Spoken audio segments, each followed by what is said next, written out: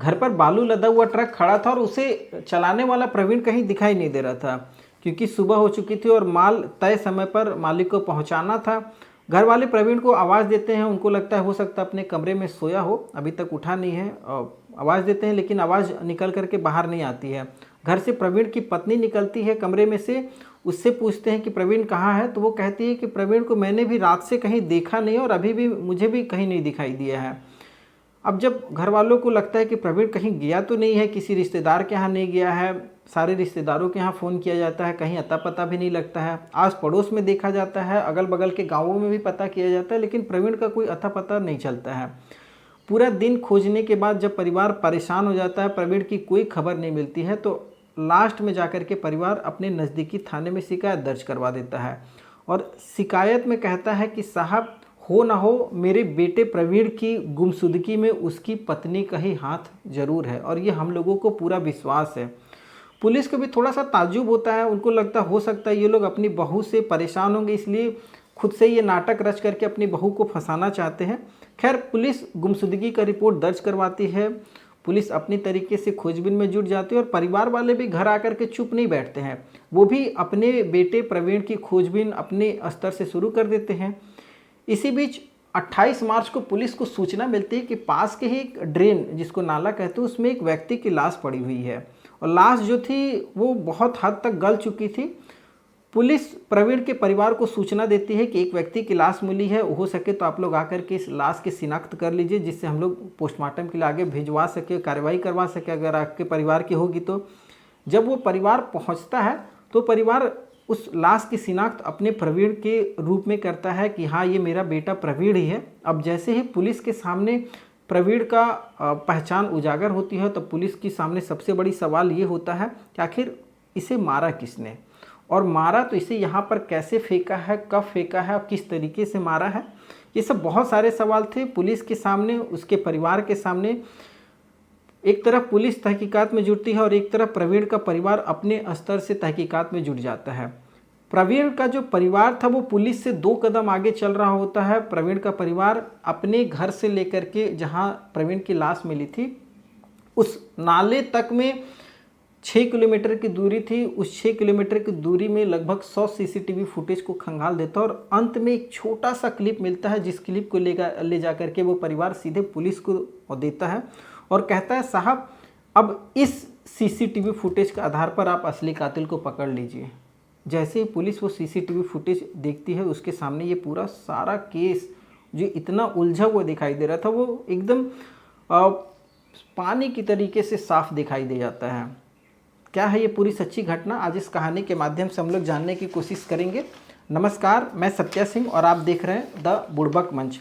दरअसल आज की जो ये पूरी सच्ची घटना ये हरियाणा के हिसार की बताई जा रही है।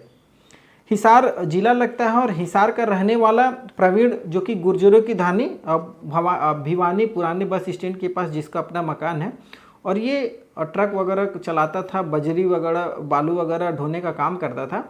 तो जब प्रवीण गायब होता है, सीधा इसका आरोप उसकी पत्नी रवीना पे लगाया जाता है। और रवीना जो कि यूट्यूबर है, एक इंस्टाग्राम पे भी अच्छा खासा उसका फॉलोअर्स है, लगभग 50,000 से भी अधिक फॉलोअर्स है, 5,000 से भी अधिक यूट्यूब पे उसका सब्सक्राइबर वगैरह है। तो सीधा वो लोग अपनी बहू पर ही आरोप लगा देते हैं। पुलिस को भी शक होता है, लेकिन जब परिवार एक सीसीटीवी फुटेज उस इलाके का निकाल करके देता है, तो जब पुलिस उस सीसीटीवी फुटेज को देखती है तो उस सीसीटीवी फुटेज में दिखाई देता है कि एक व्यक्ति है जो बाइक चला रहा है, हेलमेट लगाया हुआ है, एक महिला है जो पीछे अपने चेहरे को किसी कपड़े से ढकी हुई है, और बीच में एक व्यक्ति है जिसे कंबल से उड़ा करके रात 12:30 बजे प्रवीण के घर से जो रास्ता जाता है नाले की तरफ, उस रास्ते से दिखाई देता है लगभग 12:30 बजे। और फिर लगभग 2:30 बजे वही जो बाइक से 2 लोग जा रहे हैं वो आ रहे हैं, लेकिन बीच में जो व्यक्ति कंबल उठा करके जिसको ले जाया जा रहा था वो व्यक्ति दिखाई नहीं देता है। अब जब ये सीसीटीवी फुटेज परिवार को मिला था, तो ये सीसीटीवी फुटेज जब पुलिस को देता है तो पुलिस सीधे रवीना को गिरफ्तार करती है, मतलब प्रवीण की पत्नी रवीना उस यूट्यूबर को जब गिरफ्तार करती है। गिरफ्तार करने के बाद जब पुलिस उससे पूछताछ करती है तो वो बहुत सारी चीज़ें इधर उधर घुमाना शुरू कर देती है। वो कहती है वो प्रवीण से मिली ही नहीं है और वो खुद भी नहीं जानती है कि आखिर क्या है क्या नहीं है।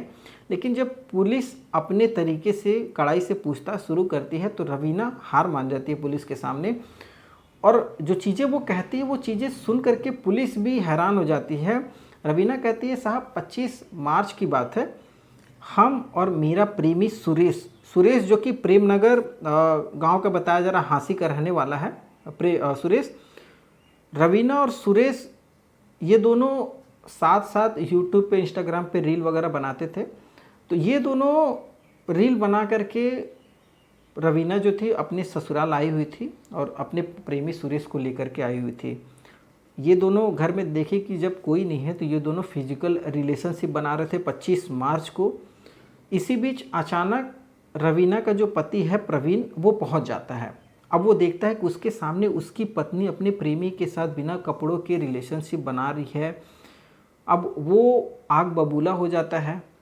एक तो काम से थका हारा लौटा हुआ व्यक्ति और सामने अपनी पत्नी को इस तरीके से देखे तो उसे कुछ भी समझ में नहीं आता। वो झगड़ा करना शुरू कर देता है, अपनी पत्नी को गालियाँ वगैरह देना, उस व्यक्ति को गालियाँ मारने और पीटने की बातें करना। ये जब शुरू होता है तो इसी बीच रवीना जो थी वो एक डंडा उठाती है और पीछे से अपने पति के सर पर जोर से मार देती है। जैसे ही मारती है प्रवीण जो था लड़खड़ा जाता है और रवीना और सुरेश दोनों प्रेमी प्रेमिका मिलकर के रवीना अपने पति प्रवीण की गला दबा करके हत्या कर देते हैं। अब हत्या करने के बाद इन लोगों के सामने सबसे बड़ा दिक्कत ये था कि अब इस लाश को ठिकाने कैसे लगाया जाए। तो सुरेश जो होता है रवीना से कहता है कि एक काम करो, आज तुम पूरा दिन इस लाश को अपने कमरे में रखो, रात को मैं आऊँगा और इस लाश को हम लोग चलेंगे ठिकाने लगाने। सुरेश अपने घर चले जाता है। रवीना अपने कमरे में अपने पति की लाश पूरा दिन भर लेकर के रखती है और जब सुबह में परिवार पूछता भी है कि प्रवीण कहाँ है तो वो साफ तौर पे कह देती है कि प्रवीण मुझे भी कहीं नहीं दिखाई दिया है। पूरा दिन बीतता है, रात होती है, लगभग 26 की जो रात होती है, 26 मार्च की रात में फिर से सुरेश एक बाइक लेकर के आता है और उस बाइक पर रवीना अपने पति की लाश बीच में कंबल उड़ा करके ले जाती है और उस नाले में फेंक आती है जो उनके घर से लगभग 6 किलोमीटर की दूरी पे था। जब रवीना इन सब चीज़ों को लेकर के पूरा पुलिस के सामने खुलासा कर देती तो पुलिस ये भी जानने की कोशिश करती है कि आखिर तुम्हारा सुरेश से मुलाकात कैसे हुई, कैसे तुम लोग दोनों एक दूसरे को जानते हो और कब से जानते हो। तो रवीना कहती है, साहब मैं एक यूट्यूबर हूँ और इंस्टाग्राम पे रील वगैरह अपलोड करते रहती हूँ।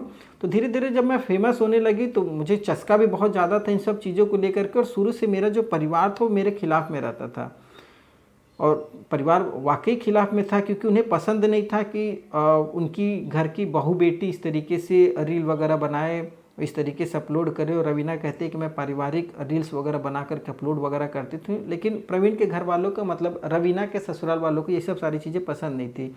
उनका साफ तौर पे करना था, प्रवीण का भी साफ तौर पे यही कहना था कि जितना मैं कमाता हूँ उसमें तुम अपने सारे शौक़ पूरा करो, तुम्हें जिस चीज़ों की भी ज़रूरत है वो सारी चीज़ें मैं तुमको दूंगा, तुम उन पैसे से अपने शौक़ को पूरा करो, ये अच्छा नहीं लगता मुझे। हाँ, कुछ और ऐसा कोई काम वगैरह है तो वो तुम घर पे रह करके कर सकती हो। लेकिन रवीना जो थी वो प्रवीण को नज़रअंदाज करती थी। उसे लगता था कि मेरा जो स्टेटस है वो प्रवीण से बहुत ऊपर है, प्रवीण मेरे सामने कुछ भी नहीं है, ये एक ट्रक ड्राइवर है और मैं इससे ज़्यादा डिज़र्व करती हूँ हमेशा। इस वजह से कभी रवीना और प्रवीण का शुरू से ही नहीं बना और शादी लगभग 2017 से हुई और 17 में हुई थी। 17 से लेकर के 25 तक में परिवार वाले बताते हैं कभी इन दोनों का सही से एक दूसरे के साथ बना ही नहीं। एक बच्चा भी हो गया, 6 साल का एक लड़का भी है, लेकिन बच्चा होने के बावजूद भी दोनों में हमेशा इन चीज़ों को लेकर के लड़ाई झगड़ा होते रहता था और प्रवीणा रील बनाना बंद नहीं करती थी। धीरे धीरे जब रवीना फेमस होने लगी इंस्टाग्राम पे रील के माध्यम से तो उसकी मुलाकात उसके ही गांव का रहने वाला सुरेश से हो जाती है और सुरेश थोड़ा सा दिखने में स्मार्ट वगैरह था, वो भी वीडियो वगैरह बनाता था। अब ये दोनों एक दूसरे के साथ इंस्टाग्राम के थ्रू जुड़ जाते हैं, धीरे धीरे दोस्ती होती है, बातचीत होना शुरू हो जाता है। तुम क्या करते हो, मैं रील बनाता हूँ, इस तरीके से बात आगे बढ़ते जाती है, दोनों में प्यार भरी बातें शुरू हो जाती है, दोनों एक दूसरे को पसंद भी करने लग जाते हैं।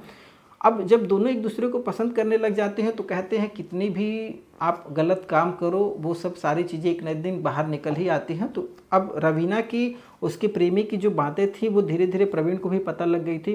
प्रवीण भी रवीना के इन हरकतों का विरोध करता था। उसे भी बिल्कुल पसंद नहीं था कि तुम सुरेश के साथ जाओ या किसी के भी साथ जाओ, रील बनाओ। वो मना भी करता और बार बार कहता कि देखो तुम सुरेश से मिलना बंद कर दो, लेकिन रवीना मानने को तैयार नहीं थी। अब इसी बीच दोनों के बीच में धीरे धीरे दोस्ती हो जाती है और दोनों एक दूसरे को पसंद भी करने लग जाते हैं। और जब दोनों देखते हैं कि हम दोनों के मिलने में प्रवीण सबसे बड़ा दुश्मन है, ये हम दोनों को सही से मिलने नहीं देता है, तब ये दोनों प्लानिंग करके कि अगर प्रवीण को मार करके गायब कर दिया जाए और धीरे से बता दिया जाए कि प्रवीण गायब हो गया है और किसी को पता भी नहीं लगेगा और सांप भी मर जाएगा और लाठी भी सही सलामत रहेगी। इस तरीके की इन दोनों की प्लानिंग थी और ये प्लानिंग के तहत इस पूरी घटना को अंजाम दिया। जब ये पूरी घटना का खुलासा होता है तो परिवार जो था वो अवाक रह जाता है कि खुद की उनकी बहू या प्रवीण की पत्नी ने अपने पति को केवल अपने बॉयफ्रेंड के लिए अपने बिना बेटे का ख्याल किए हुए उसे मौत के अंजाम तक पहुंचा दिया, प्रवीण को मार दिया है। खैर, इस कहानी को सुनाने के उद्देश्य किसी के भावनाओं को ठेस पहुंचाना बिल्कुल भी नहीं है, बस आपको जागरूक करना है इस कहानी के माध्यम से। आप क्या सोचते हैं इस कहानी को लेकर के, इस घटना को लेकर के, आप हमें कमेंट के माध्यम से बता सकते हैं। आपको कैसी लगी ये पूरी कहानी।